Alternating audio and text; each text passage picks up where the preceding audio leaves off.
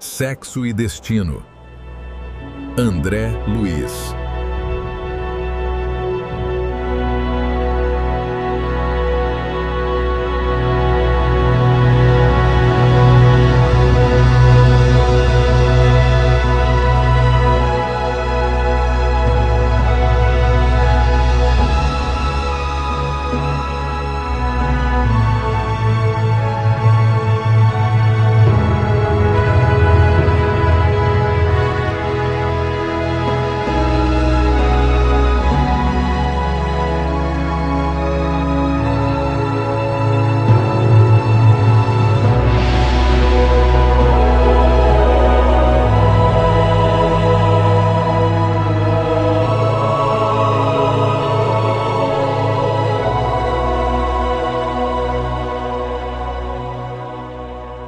O acesso direto às telas mentais de Cláudio mostrava a Pedro e a mim seus pensamentos com clareza. Era possível avaliar naquele espírito revoltado o quanto lhe doía o desprezo, a tal ponto que se imaginava agredindo fisicamente Gilberto, esmigalhando-lhe os ossos.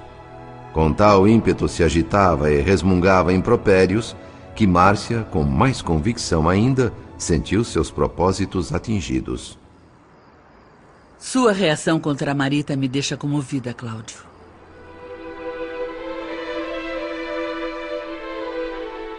A frase reticenciosa da mulher funcionou como uma ducha gelada sobre a fúria disfarçada do marido. Esperto, atento a cada lance desse duelo de cobras criadas, imediatamente deu-se conta do desvio equivocado que seguia.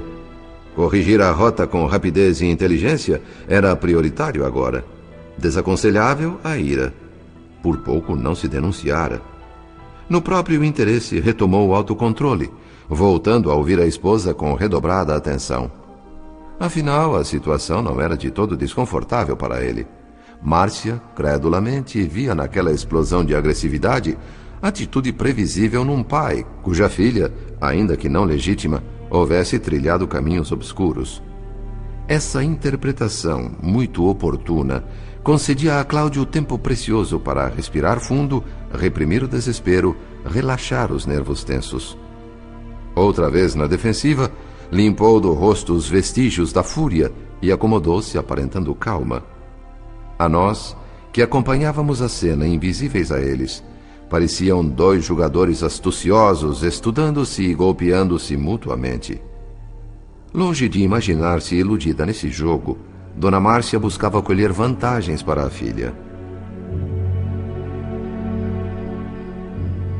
Cláudio, sua atitude respeitável de pai me encoraja e me alegra. Agradeço a Deus por ter você como chefe da minha família. E já que estamos conversando como seres civilizados, nada como uma boa dose de sinceridade. Embora eu tenha dito o contrário, você precisa saber que Gilberto realmente não quer nada com Marita. Ela é que se derrete toda por ele, mas sem nenhuma razão. O rapaz, na verdade, é apaixonado pela nossa Marina. E tudo indica uma forte possibilidade de haver por aí um casamento vantajoso. Você jogaria fora essa oportunidade? Eu não.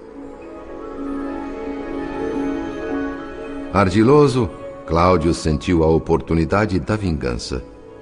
Fingindo desconhecer a trama de sentimentos entre as duas jovens e Gilberto, comentou em voz alta os novos aspectos do problema. Isso para garantir que seria ouvido por Marita, de atalaia no quarto ao lado. Mestre em capitalizar dificuldades, convertendo-as em trunfos, caprichou no discurso. É inacreditável! Vivemos numa sociedade que não respeita o que o ser humano tem de mais valioso, o sentimento. O que fez Marita para ser humilhada por esse Gilberto?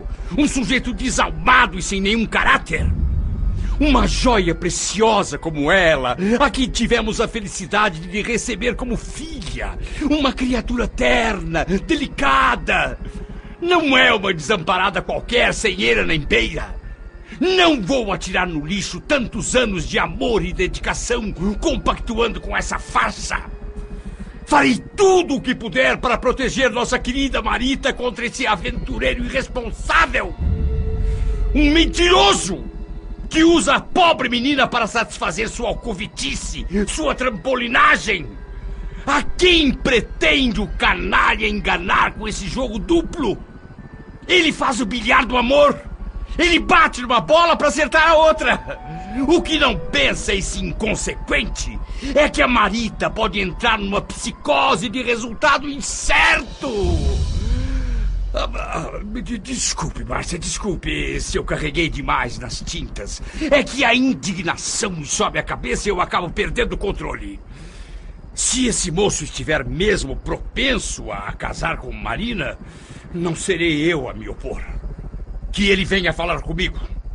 Mas exijo franqueza absoluta. Como já disse, eu compreendo sua indignação de pai ultrajado. Mas eu acho que você está sendo duro demais com o moço. Existe sinceridade nele. Ele confessou a Marina que sente muito amor por ela. Márcia, eu não estou ouvindo bem. Por favor, fale um pouco mais alto. Eu disse que Gilberto confessou a Marina que é apaixonado por ela. Admira muito os encantos pessoais, a educação da nossa filha. Mas como foi que começou esse namoro deles? Eles eram apenas conhecidos. Até que Gilberto pediu ajuda a ela para traduzir uns textos franceses. Marina conhece muito bem o idioma e fez um trabalho perfeito, a ponto de receber elogios da embaixada. A partir daí, começaram a trabalhar juntos o tempo todo. O próprio Sr. Nemésio chegou a chamar nossa filha de nora. Então Gilberto e Marina trabalham juntos o tempo todo? E o pai dele chama Marina de nora?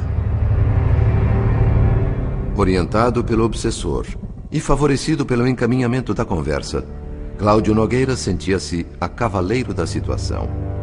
Seguro de si, deixou de lado a rispidez e assumiu um tom cordial, ainda que enérgico. Mesmo a um diretor de teatro experiente, seria difícil conduzir com tanta habilidade uma cena tão verdadeira na aparência. Dona Márcia, tão astuciosa, mostrava-se ingênua, literalmente usada pelo marido na montagem da farsa. Elevava o volume da voz quando solicitada, acreditando estar Cláudio com algum problema auditivo. A estratégia dele funcionava bem. No quarto ao lado, Marita ouvia tudo. Ouvia e sofria. O amor entre Gilberto e Marina é claro como água. E começou no momento certo. Imagine o que esse moço deve estar sofrendo com a morte próxima da mãe. Nada pode ser mais valioso para ele agora do que ter uma companheira como nossa filha, tão carinhosa e tão dedicada. O desprendimento, a abnegação dela em cuidar de Dona Beatriz aproximou ainda mais os dois jovens. E eu soube que a esposa do Sr. Nemésio, mesmo enferma, pobrezinha, chorou de felicidade ao ler algumas poesias que Gilberto e Marina escreveram um para o outro jurando amor eterno. Escrevem poesias um para o outro jurando o amor eterno? Sentimentos assim só podem ser verdadeiros, é preciso admitir.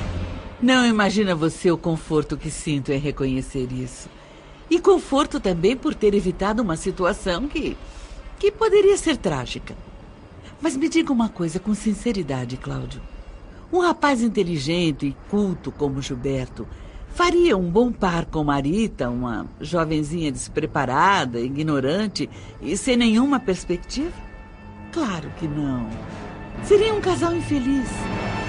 Ainda bem que vimos isso em tempo. É nossa filha adotiva, eu a quero muito bem, mas a verdade é a verdade. Eu e você devemos conduzir pessoalmente essa questão, para que ela não se transforme num drama de grandes proporções, quem sabe até num escândalo. Uma certa autoridade não fará nenhum mal. É preciso que Marita reconheça a realidade e se arranje como puder. O tempo e meia dúzia de lágrimas são remédios infalíveis. Não é a primeira nem será a última vez que uma menina bobinha e sonhadora perde o príncipe encantado para uma jovem competente e que realmente o merece. Cinderelas não existem fora dos contos de fadas. Cláudio Nogueira ouvia a esposa sem acreditar numa palavra. A tentativa dela em camuflar a verdade sobre o comportamento da filha dera resultado oposto. Em vez de convencê-lo quanto ao amor sincero dela por Gilberto, confirmou-lhe a ideia de que Marina andava mesmo enganando o velho e o moço, pai e filho. As investidas noturnas pelos recantos boêmios, o trato altamente suspeito com o Sr. Nemésio Torres, mais as notícias entusiásticas de Dona Márcia, chamavam-lhe a atenção para realidades bem agressivas. Positivamente, Cláudio desiludira-se com Marina e se perguntava até que ponto Gilberto aceitaria tal situação caso não estivesse completamente iludido como candidato a esposo. A reflexão, curta e precisa, ocupava o tempo entre uma frase e outra da esposa.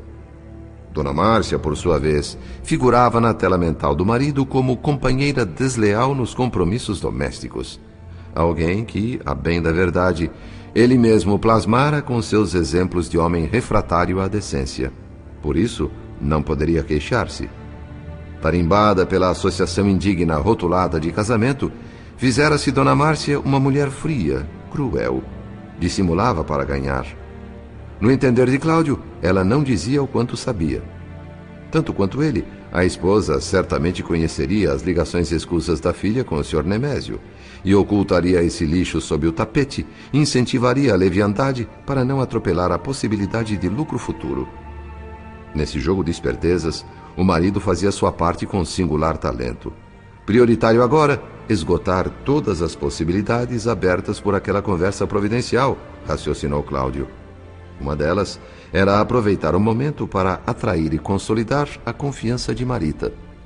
Calando a revolta, seguiu partilhando a farsa. Não posso mudar o destino, mas confio cegamente em nossa querida Marita. E garanto a você que, como pai, tudo farei para reduzir ao mínimo o sofrimento dela por culpa de um inconsequente. Por mais que você defenda esse rapaz, muito tempo há de passar antes que eu o aceite inteiramente. Mesmo que ele venha para a nossa família na condição de meu genro, o que pelo visto é líquido e certo. Vou reformular meus afazeres, minha vida, para me dedicar à nossa filha adotiva. Quero distraí-la, renová-la, fazer com que ela esqueça de vez esse romance frustrado. Alguns amigos do banco me convidaram para um passeio turístico na Argentina. Vou levar Marita a Buenos Aires. Não conheço melhor lugar para curar paixões mal resolvidas. Se tivesse a menor noção do que realmente acontecia, Dona Márcia com certeza ficaria alarmada com essa perspectiva. Sem saber, e contabilizando apenas os lucros, chegou a sorrir satisfeita. Afinal, pensou, quanto mais distante estiver Marita, menos obstáculos ao futuro de Marina e, por extensão, dela própria. A troca de falsidades e conveniências prosseguia quando um apelo intuitivo levou a Pedro Neves e a mim a voltar ao quarto de Marita. Extremamente magoada, um grito contido na garganta, intensa dor no coração. Estirada no leito, chorava desconsolada, em silêncio. O diálogo na sala, ouvido a tão curta distância, remoía-lhe a alma. Sentia-se abandonada, desprezada. Tudo o que ela desejava naquele momento era morrer.